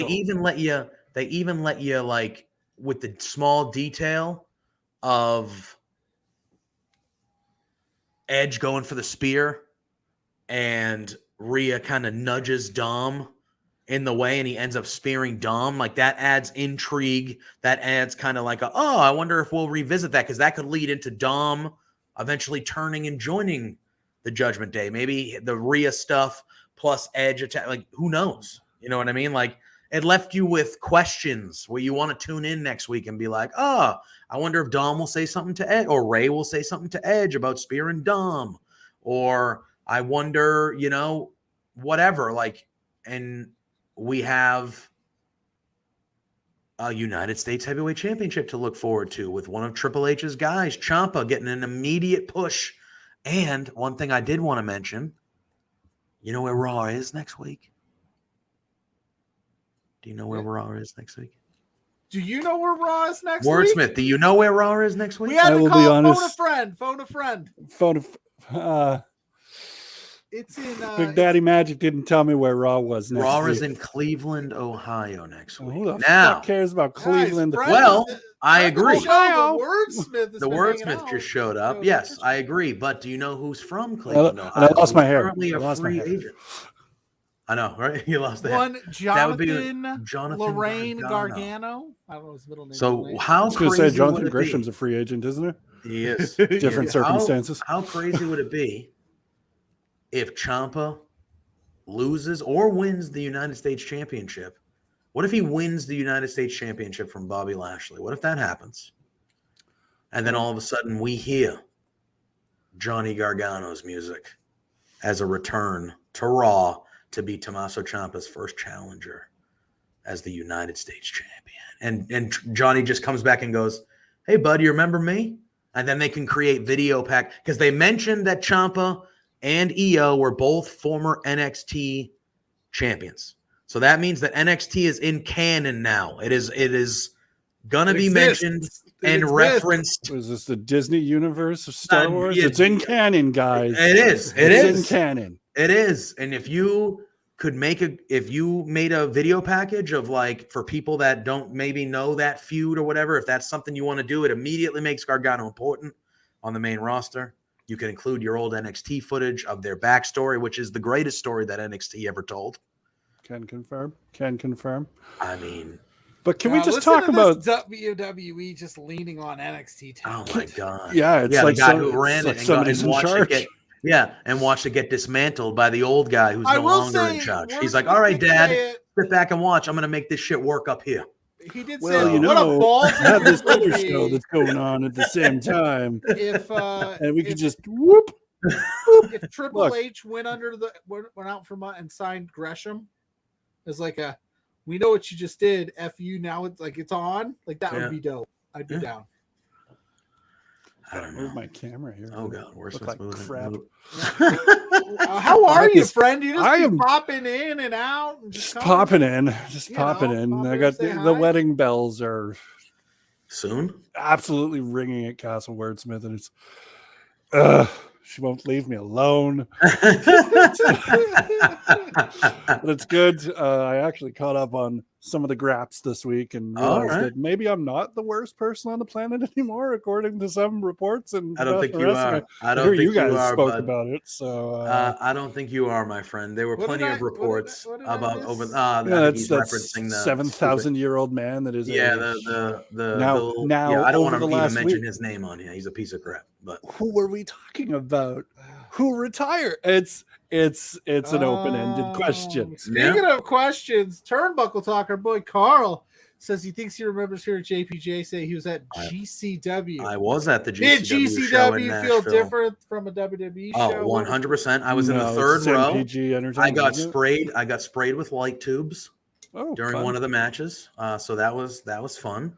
Really felt in it. I was with someone that was their first ever wrestling show. Was that GCW show. And I warned her. I said, "Hey, just so you know." Her and I, we went to GCW on Friday night. We went to SummerSlam on Saturday night. And for some fucking reason, we went to Ric Flair's last match on Sunday night. So we saw a wrestling gamut of... Because that card ruled, except for the card. I went for the card. I didn't go for Rick. I went for the card because the card. I've seen pictures of that last match. Oh, not good. Not good. I was uncomfortable from the opening bell. I was uncomfortable in the way he was just walking down to the ring, but I was uncomfortable, if we're being honest, when they fucking announced it. Yeah. But the card itself was amazing, and I was like, you know what? I got to see some of these matches. The GCW show was fun as hell. She said it was her favorite show of the weekend that we went to, was the GCW show. Concerning, but okay. No, that made me appreciate her more. But also very concerning. Yeah, I was like, really? I have a psychiatrist number if you'd like. Yeah, I was like, really now? That was your favorite, huh? She was like, yeah. I was like, awesome. So we're doing next weekend. Let's go. Yeah, exactly. They don't come to Massachusetts ever. I don't know why. But anyway. The GCW experience was really good. The main event was Jon Moxley defending the championship against Blake Christian. That match ruled. Blake Christian was bleeding all over the place. The Blake Christian FU tour has been chef's kiss. Yeah. Joey Janela had a very violent match with Psycho Clown, which Joey Janela was busted open. They got thrown through a pile of chairs that like 2 feet from where we were sitting. It was violent. We had a triple threat tag match. Did you give him our business card while you were sitting there? Dude, like, hey, Joey, I know you're busy, but I'm not a fool, man. I'm not a fool. I've never heard of a Psycho Clown match being violent. No, ever once. He's such a normal, I know. He's usually just like chain wrestling outstanding, extraordinaire. right? Catches catch can. Like he's just a different guy. There's But- Luthez, and then there's Psycho Clown. And then somewhere Harley everybody Race is in there else. learning because, Yeah. well, Psycho Clown is Yeah. somehow better than Harley Race. Yeah. Study the tape, kids. Study the tape. It was just good. It was a good. Nick Wayne was on that show. That was the first time I got to see Nick Wayne. He's like a wrestling prodigy. He's like 17 years old or some shit like that. Marco Stunt Mini. Yeah, Taller than Marco Marco, Stunt. probably. Speaking of, so they had a scramble match Marco to start Stunt. the Just stop. No, They he had a- doesn't. they- No, he doesn't. They had No, a he scramble doesn't. match. Okay, Stop this. they I had a think scramble Christian match did to him start the dirty. show. It was a 6-man scramble. The fourth person that gets announced, all of a sudden you hear the Big Show's music. Now we're in Nashville. Big Show's at start. Like this is the center of the wrestling universe for the last weekend. We have legends there, AEW people there, WWE people there. Everyone's in Nashville for StarCast, Flair's last match, SummerSlam, all this stuff. You hear the Big Show's music, and everybody that is at that event is like, "Holy shit! Tell me the Big Show is going to come out here and be in this fucking scramble." That's because that's a legitimate thought. And it was Marco. That's It was a normal person thought. yeah. It was Marco Stunt wearing a giant type 1 strap, all black singlet. And he came out and he did the Big Show, the entrance, he was doing this the whole time. Yeah. And it was truly magical. It was truly magical. It would be I'd an like entire a follow up power to that comment because I didn't entirely catch it, but I think I got the gist of it, and I don't think it's appropriate for cable TV. Probably, So- it's probably not. It's probably not. I was just gonna say it'd be a power move on Christian's part if he brought in Marco's Stunt. It made him If Christian happy. did? Oh, because he's messing with. Oh, yeah. He had Luchasaurus. Luchasaurus went back. There you to go. Jungle Pop Boy. Couture says not even for TV 14. He's like, it's not even for TV 14. Yes. Pop culture. Okay, you popped me. Now go. Now, if we could just get me cultured, I don't.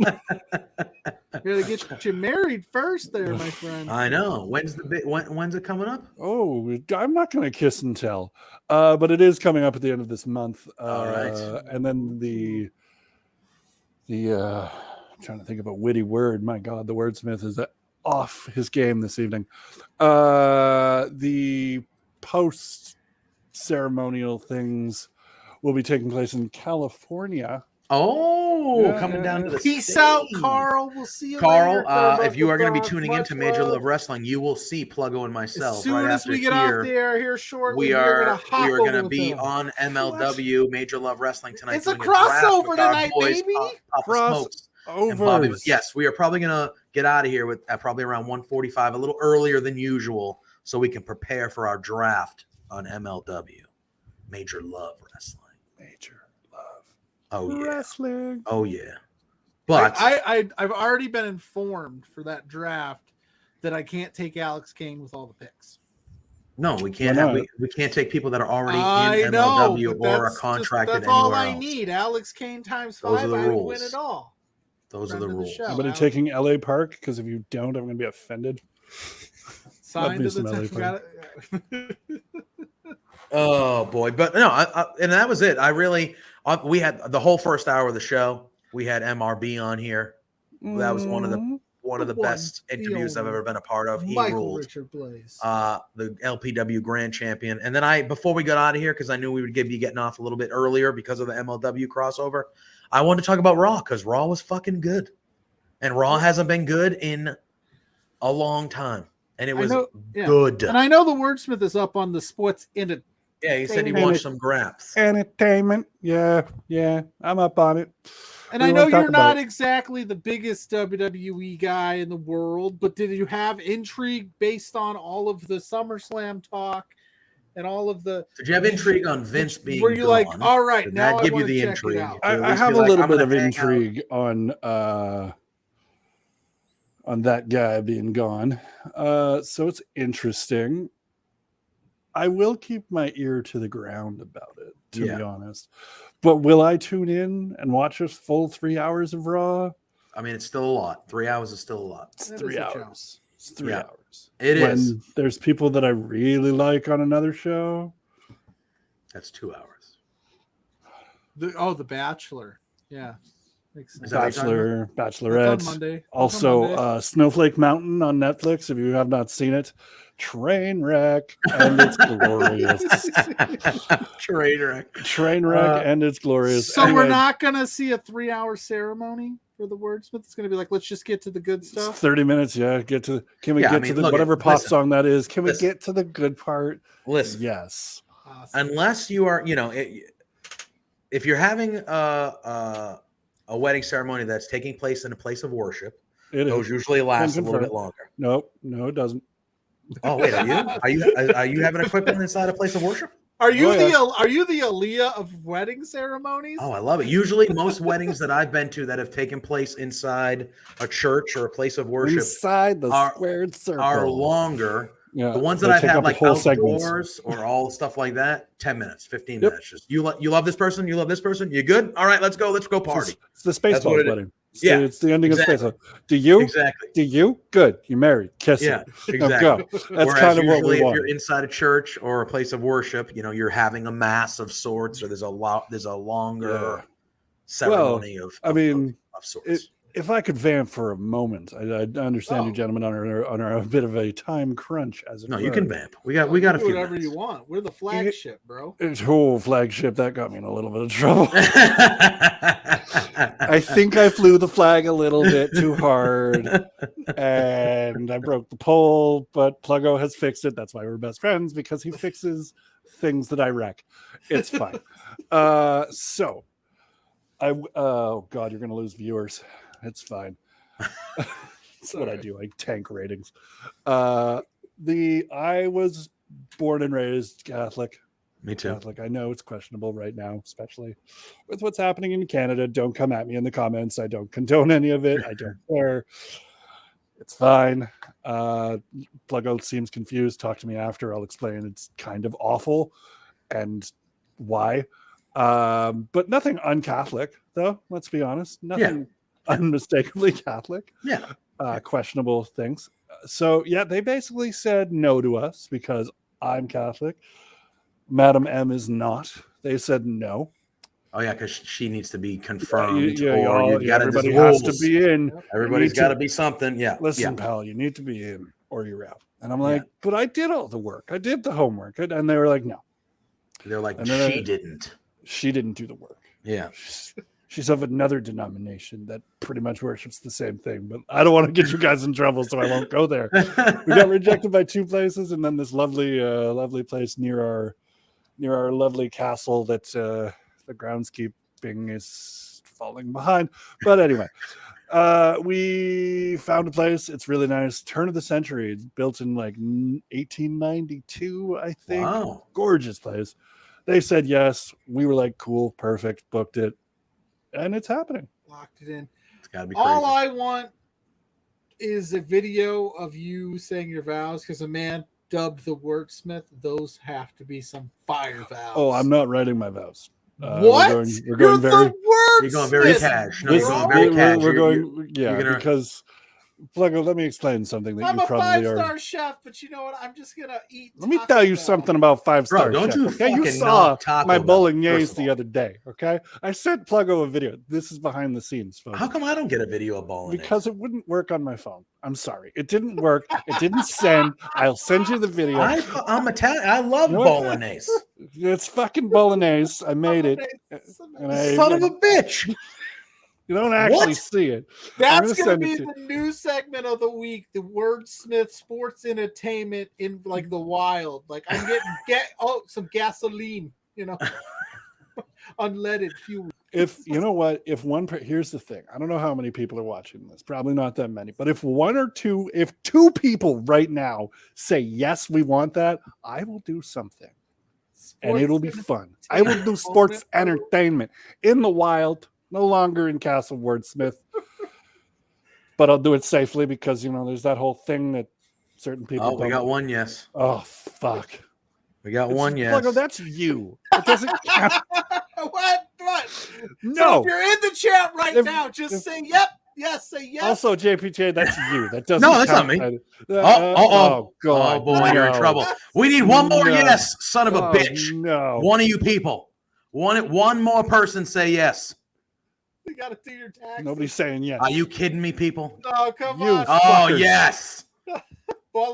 I've just been betrayed by a Canadians fan. I feel fucking betrayed. It was the taste of betrayal. You know what? You want a whore. taste? You're going to get a taste of sports entertainment, okay? I'm going to come back. You won't know when. You won't fucking know when. And I'm not telling you when.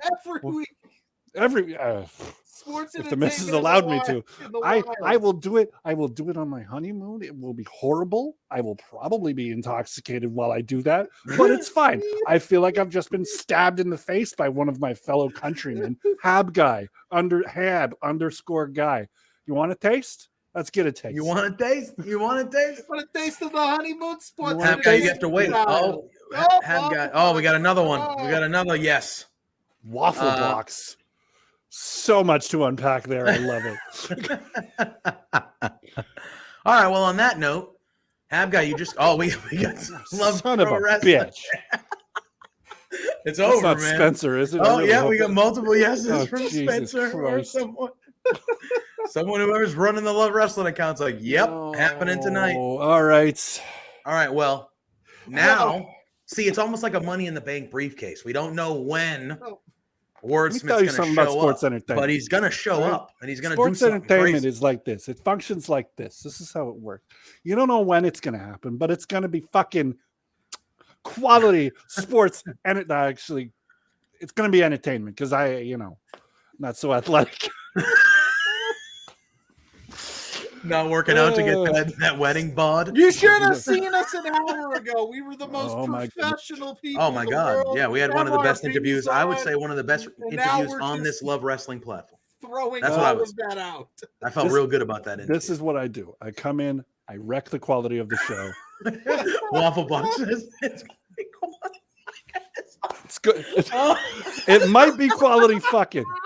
Can somebody screenshot that? Go put that back up. Let me quote Conan. Let me speak on this for a second. This is my Thursday evening, ladies, gentlemen, and lizards alike. We have to get out of here. Waffle Box Pod. It's quality fucking is all I heard. This is all I need to say. That's it. I've ruined the show. It's fine. This show. If you think that ruined the show, you are mistaken. I'm crying laughing. If you want to keep the fun going, okay. After we get off the air here, we're going to hop on with Bobby and Papa Smokes. And this is how you do that. This is how you. They run a very professional show over there. And yes, we're going to be like, they are not us. They are not us. Nope. All right. Right. But you know what? The quality fucking will continue because my best friend and JPJ, both powerful and attractive athletes, I'm sure, are going to be on Major Love Wrestling right after this. I fucked this show quality. No, you did not. That's a lie. I did. That's a lie. We're still feeling good. We're going to close it out, do our plugs. Wordsmith plug his stuff. We're going to plug our stuff. We're not going to bring them in because it's their show. So we're going to leave this. But if you stay here, we're going to hop right back into their show and get started. I can guarantee you I'm not going to show up on that because I'm not allowed fucking that show. I respect that show too much. That's a different show. This show is a free different show. I don't respect these guys at all. No, I just respect that you guys respect the quality of the fucking going on. Waffle Box is on a run here. He's on a run. He's on a run. Oh. Well, it's Thursday night. It's Thursday night. All right. No, we got to plug our stuff. We got some big things coming up soon. We got on Love Pro Wrestling coming up soon. Oh my gosh. It's time. Which Alex, this means that you got to. I know he's awake now because he's got the HR department on the phone. Yeah, probably. Spencer, to answer your question. I'm not going to go into figures, but we had MRB on for the whole first hour. Yeah, he went over the allotted time that you gave us. The whole first hour. And we talked about wagon wheels and chicken wings and swimming, and we forgot to mention anything Love Pro Wrestling. Yeah, we didn't even talk about the event. We talked about it. But we had him on the whole. Speaking of events, and Spencer's here. So since Spencer's here and he's now monitoring us because somebody told him we're messing up, Alex, run one of the clips so we can plug the cool stuff we've got coming up here at Love Wrestling. Run it. Which one is he running? Yes, Trevor Murdoch. Murdoch, the NWA World's Heavyweight That's awesome. Champion, next Wednesday for a special Wednesday night edition of Power Out for an audience Q&A. That is the NWA Worlds. That is the world's champion right That there, means Trevor Murdoch. If you want to be That in is incredible. Q&A, you want to ask the NWA World Champion, you need to get at patreon.com/lovewrestlingca. Get signed up. That'll come on right after AES, which JPJ and I with Astra do every Wednesday night. It's going to be a big Wednesday night. And then there's some other stuff coming up. We got big things. We have Spencer Love, the boss himself, on Patreon with an interview with Taya Valkyrie. Again, that's awesome. If you want to see, that's it, right? Exactly, Wordsmith. If you want to see all that stuff, you need to go to patreon.com/lovewrestlingca. You need to become a member. Not only will you see great content like that, you can watch the LPW show. You can get exclusive discounted tickets on LPW wrestling shows if you are from or around the Edmonton area.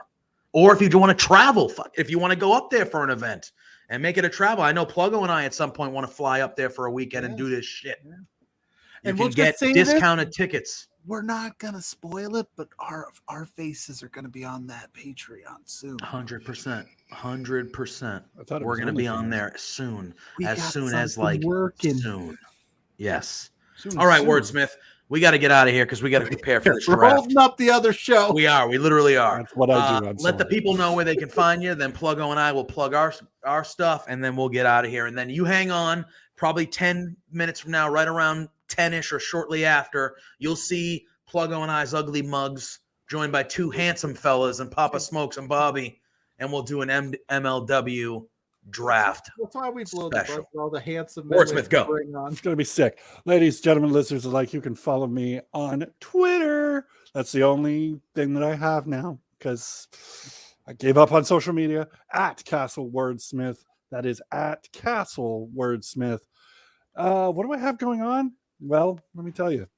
I've got a new album coming out in September. Probably the end of September. But yeah, it's going to be more of a spoken word shock, I know.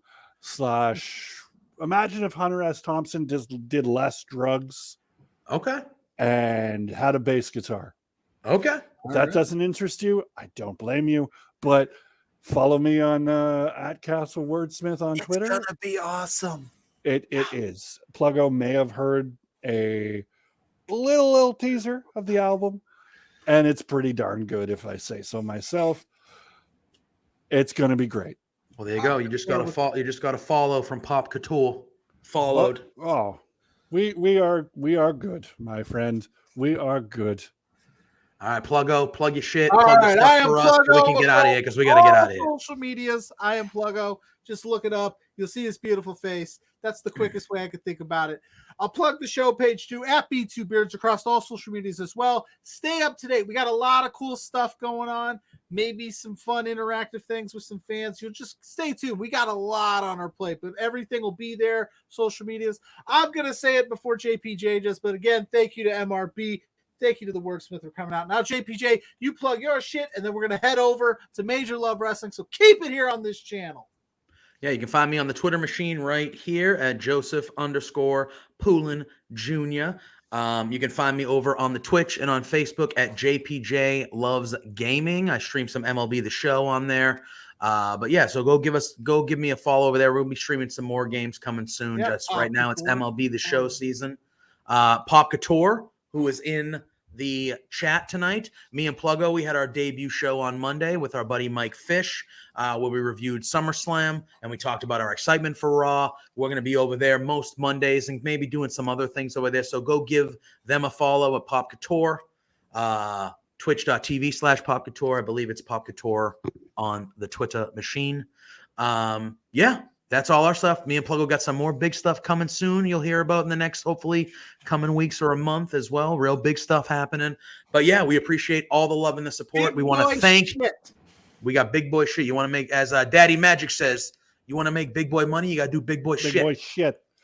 Pop Couture TV on Twitter. So go give them a follow on Pop Couture TV on Twitter. You'll see Pluggo and my face over there a lot, as well as along with our friend Mike Fish and a bunch of other great contributors. We'll be having almost daily shows over there as well. So yeah, thank you all for being here. Special thanks to the LPW Grand Champion, Michael Richard Blais, joined us for the whole first hour. That was a great interview. If you missed it, go back and watch the replay. It is well worth your time. We talked about a lot of stuff, not just wrestling, but he had great insight, talked about training with TJ Wilson. It was really... He wrestled Braun Strowman. He wrestled Braun Strowman and Kenta. He stood up to Ryback. And he survived that match? Yep, he stood up to Ryback because he hates wagon wheels. He's a drum guy. Yeah, it was a great interview. We talked about a lot of stuff, so go give him some love as well. But stay tuned here. We'll be back. You'll see our faces in just a few minutes. Wordsmith, as always, we love you, buddy. Thanks. You are welcome anytime, my friend. But until next Thursday at 8 o'clock, peace out. It's quality fucking garbage. It's quality fucking.